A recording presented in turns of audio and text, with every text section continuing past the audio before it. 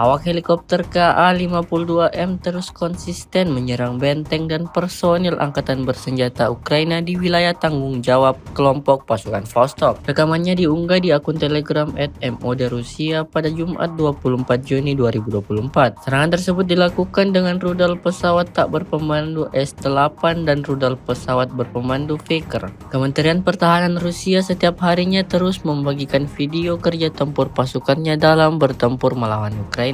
Dapat dilihat dalam rekaman bagaimana kru Angkatan Udara Rusia sigap melancarkan serangannya, menjatuhkan peluru mematikan ke titik-titik yang ditargetkan. Serangan diklaim tepat sasaran dan memusnahkan semua yang ada di titik musuhnya.